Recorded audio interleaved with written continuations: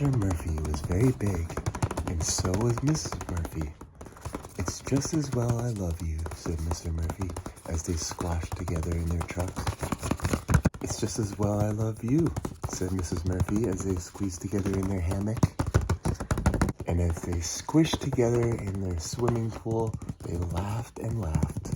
"It's just as well we're only two," they said to each other. But one morning a visitor came.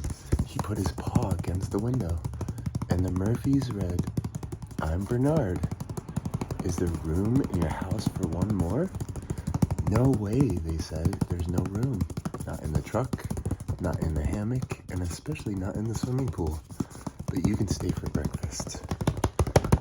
After breakfast, the Murphys went to work. "Go home, Bernard," they said, and with a wave and a squash, they took off in their truck. All morning, they chopped and sawed and stacked, and they forgot about Bernard. At lunchtime, Mr. Murphy said, "Can't wait to have a swim." "Splash, splish, and never mind the squish," said Mrs. Murphy. But back home was Bernard. "There's no room," they whispered as they squished together in their swimming pool, "but you can stay for lunch." After lunch, the Murphys went shopping. "Go home, Bernard," they said, and with a wave and a squash, they took off for the mall. They shopped all afternoon, and they forgot about Bernard. When it was time to go, Mr. Murphy said, "Can't wait to have a swim."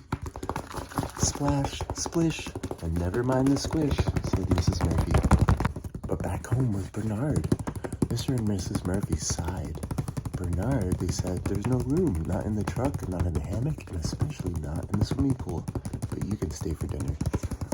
After dinner, the Murphys weren't ballooning. They saw shooting stars and city lights, and, "Oh," said Mrs. Murphy, "here's Bernard." Said Mr. Murphy, "he doesn't look that big." The next day, when the Murphys were in the swimming pool, they held their breaths and squished against the walls. There was room in the middle.